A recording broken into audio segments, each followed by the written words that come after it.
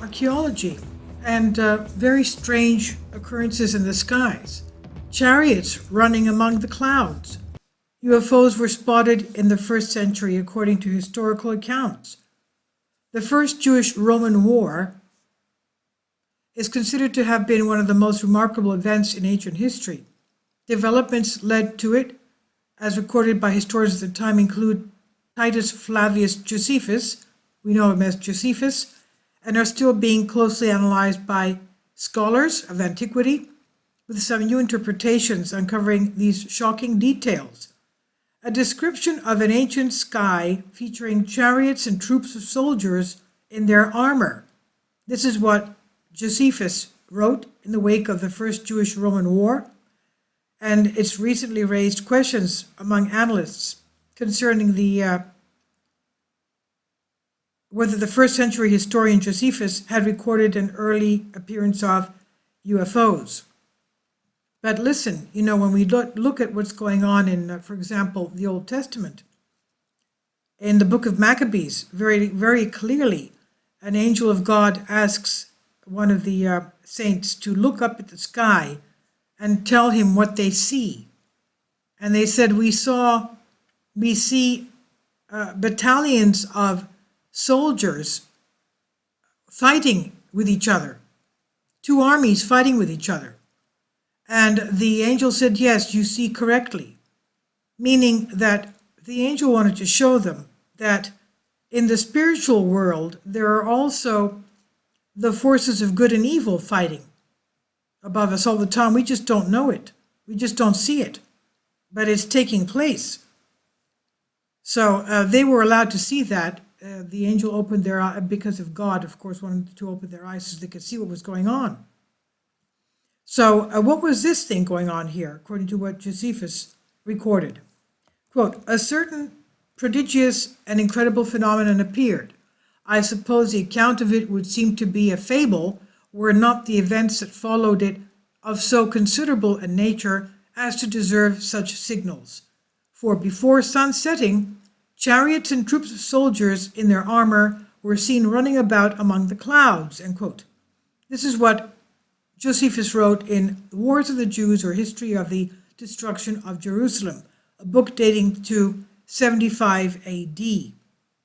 Now we know that Jerusalem was destroyed by the Romans in 70 AD, so this was a recounting of what took place at that time.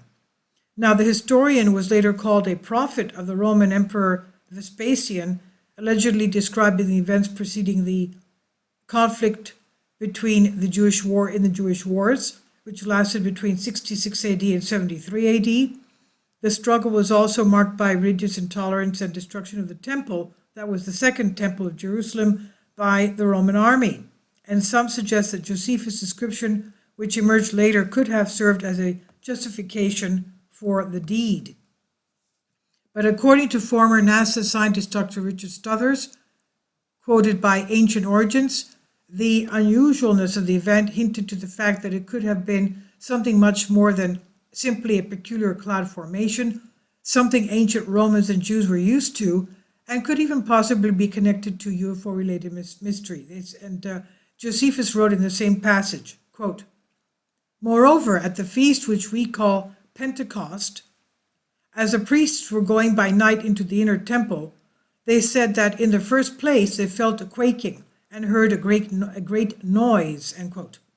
So Josephus' account, which was collaborated by some other historians citing various eyewitnesses across Judea, could have indeed provided a first recording of an alien object in the sky, or simply be used as religious interpretation of events to come. The First Jewish-Roman War was of several Jewish rebellions against the Roman Empire, which famously resulted in the destruction of the Jewish temple, and Josephus, who was himself born in Jerusalem, was initially one among many fighting against the Romans. But after taking refuge, he claimed that he was given a divine revelation from God about the future Emperor Vespasian rising to power, and when this indeed happened, was released by the new ruler and those to the ranks among those who rose in the ranks among the Roman nobles, while according several accounts of Jewish early history. So was it actually UFOs and extraterrestrials, or was it perhaps it could have been a vision? It could very well have been a vision. We know that the Holy Land is a very holy place. I know of people that have gone to Mount Sinai and have had visions when they were awake. They were awake. They weren't asleep. So, a lot of spiritual events take place in the Holy Land. Yes.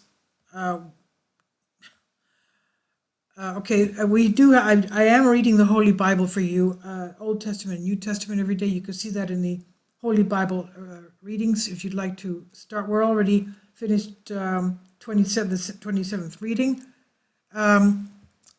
There are just too many events that took place here to account. And as we said, in the book of Maccabees, you have the recounting of the vision that the Maccabees were given as to what was taking place above them.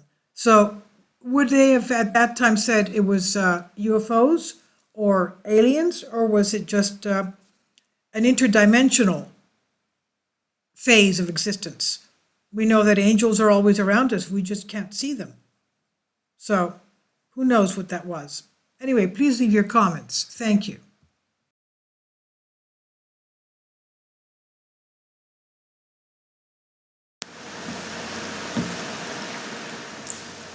If you'd like to join me on my Patreon account, you will hear content not covered by mainstream media. These riveting stories will be based on my research, and I will state my opinions and give my personal insight on diverse and controversial subjects and world events not covered by mainstream media, and not supported by YouTube guidelines. So whatever I have on my Patreon, most of those will not be on my YouTube channel. Please consider becoming a member today. More of the most significant and important videos will be on my Patreon channel. Your support helps me to continue my research and keeps this YouTube channel alive. And we depend on your support, your generous charity, because we help economically challenged families here in Athens, Greece, in Kapota, and we also help the young generation with university tuition and the community around our church. Thank you.